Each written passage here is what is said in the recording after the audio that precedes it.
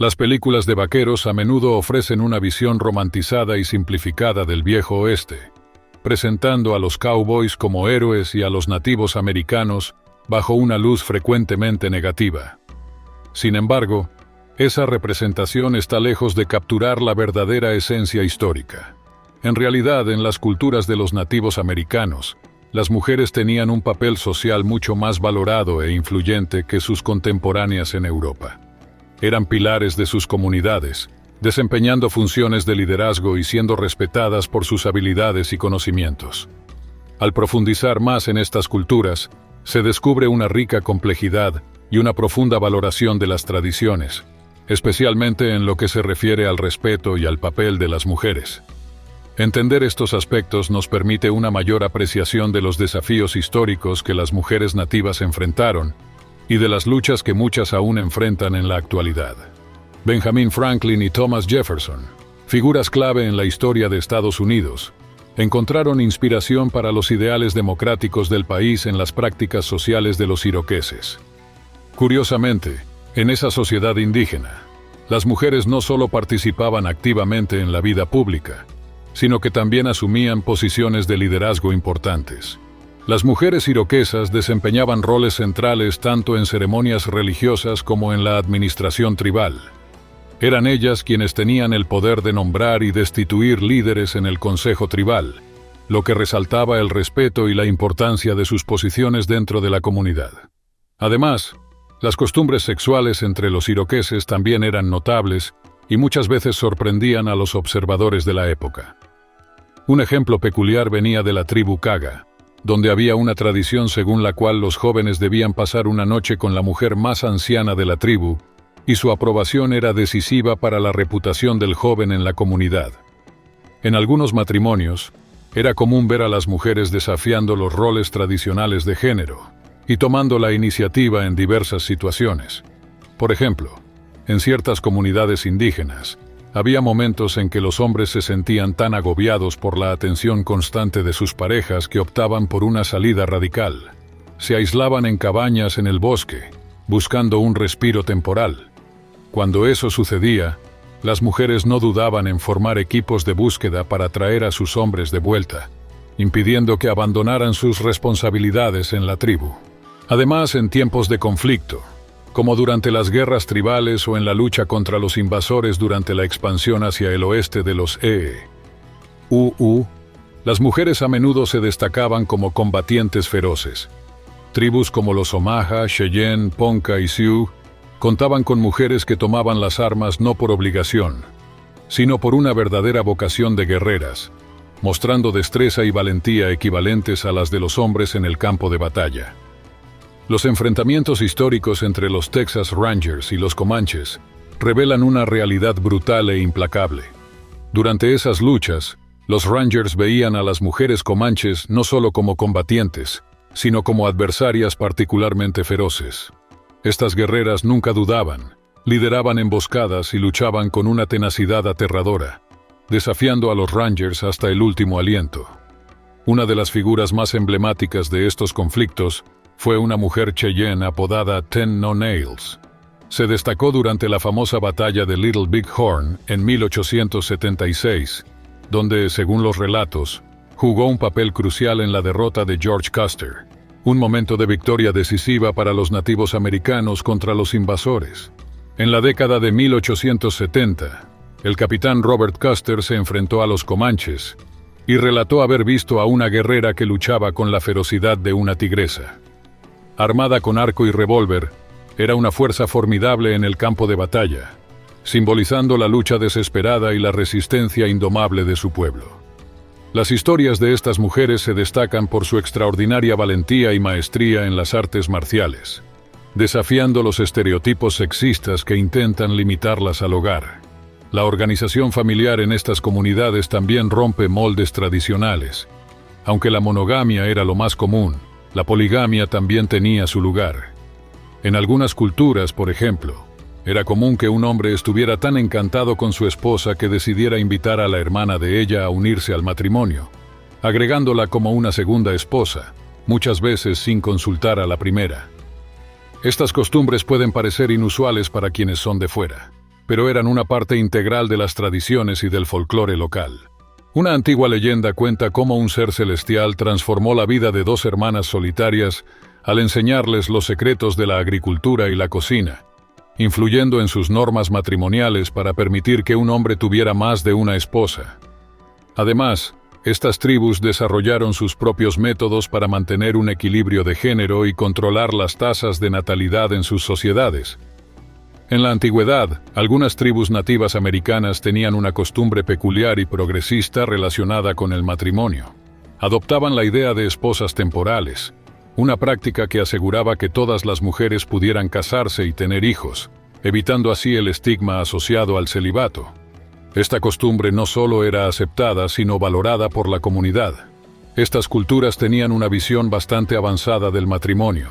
Era común que las parejas jóvenes vivieran juntas antes de decidir casarse oficialmente, como una manera de probar su compatibilidad. Si se daban cuenta de que no eran felices juntos, podían separarse fácilmente. Esta forma flexible y moderna de ver el matrimonio solo comenzaría a tener aceptación en Occidente hasta la segunda mitad del siglo XX. Curiosamente, ese respeto y valoración hacia las mujeres en las tribus nativas incluso influyó en las estrategias de los colonizadores europeos. Se dieron cuenta de que secuestrar a las mujeres de las tribus era una forma eficaz de obligar a los nativos a cesar los conflictos y comenzar negociaciones.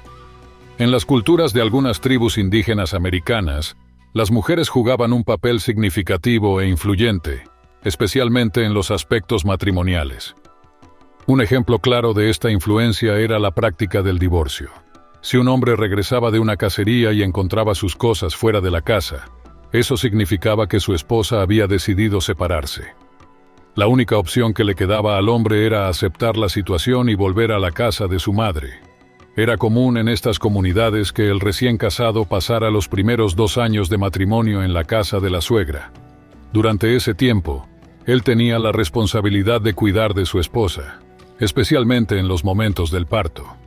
Las mujeres eran consideradas fundamentales para la supervivencia y prosperidad de la tribu. Se esperaba que ellas dieran a luz cada 4 años, y cualquier desvío de ese ciclo despertaba curiosidad y preocupación entre las otras mujeres, quienes podían empezar a cuestionar e investigar las posibles causas de la demora. Es interesante notar cómo las percepciones sobre la higiene variaban drásticamente entre los colonizadores europeos y los pueblos indígenas de América durante la era del Viejo Oeste.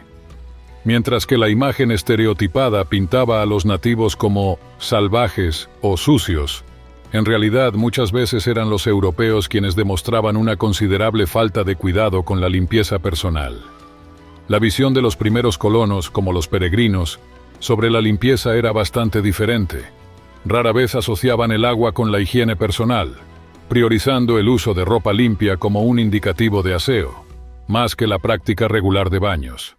La apariencia exterior impecable era más valorada que el verdadero estado de limpieza corporal. En esos tiempos no era raro que los cowboys tuvieran olores fuertes y que las infestaciones de piojos y pulgas se vieran solo como molestias cotidianas.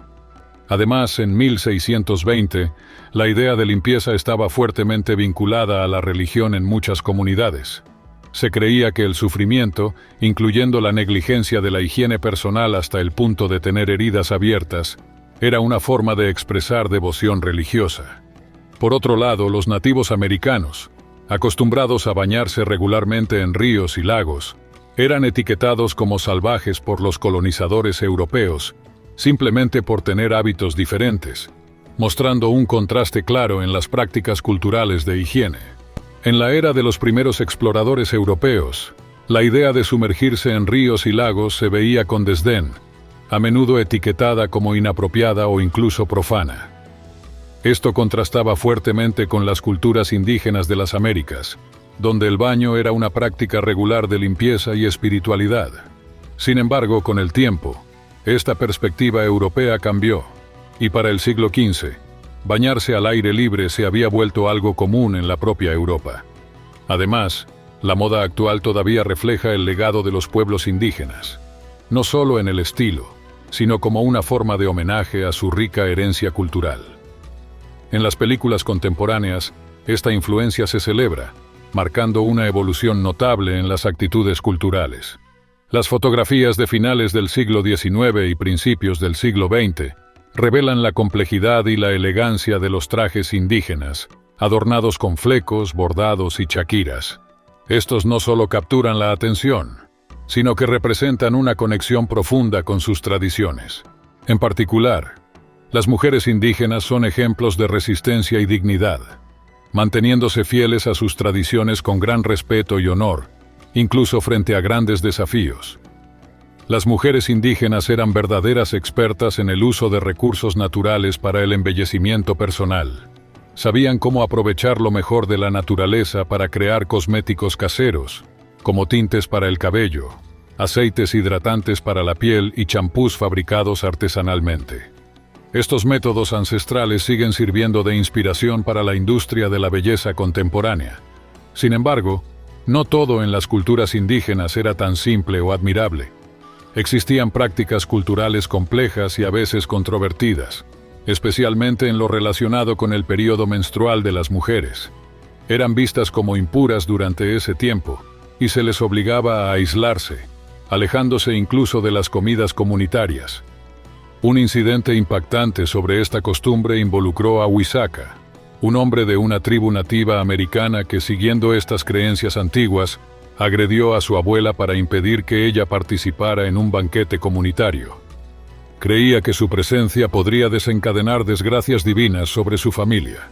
La vida de las mujeres variaba bastante de una tribu a otra dentro de las comunidades indígenas. En las tribus sedentarias, generalmente recibían más atención y cariño. En cambio, en las tribus nómadas, las condiciones eran significativamente más duras para ellas. En el pasado, en varias tribus indígenas, la vida de las mujeres estaba marcada tanto por su influencia como por las adversidades. Participaban activamente en las decisiones comunitarias, incluyendo la elección de líderes. Sin embargo, enfrentaban un día a día muy duro, inmersas en tareas domésticas y en el cuidado de los hijos, y a menudo eran vistas casi como pertenencias de sus maridos. Para las mujeres más mayores de estas comunidades nómadas, los retos eran aún mayores. Con la disminución de su capacidad física, frecuentemente recibían menos alimentos y cuidados, llegando a ser vistas como una carga. Además, estas tribus adoptaban prácticas de control de natalidad, utilizando métodos naturales como hierbas y rituales. Estas estrategias eran vitales, especialmente en tiempos de escasez, cuando la llegada de un nuevo miembro podía representar una presión significativa sobre los recursos limitados de la tribu. Cuando llegaron los colonizadores, la vida de las tribus sedentarias cambió por completo.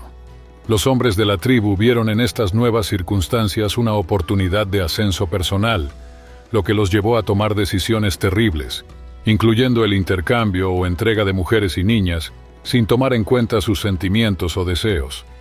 El contacto con los colonizadores también introdujo la práctica de alquilar mujeres para fortalecer alianzas, una táctica controvertida que era vista como un gesto de amistad, similar a ofrecer un tubo de la paz. Para los indígenas, tener un hijo con un padre blanco se consideraba un símbolo de alianza estratégica y una forma de garantizar la seguridad para la tribu. En las comunidades Cree, había una antigua costumbre de establecer alianzas con los colonizadores europeos de una manera bastante particular. Frecuentemente, se ofrecía a las niñas en alquiler para los recién llegados. Esta práctica, aunque era una estrategia para fortalecer las relaciones diplomáticas, muchas veces ignoraba los deseos de las propias jóvenes involucradas.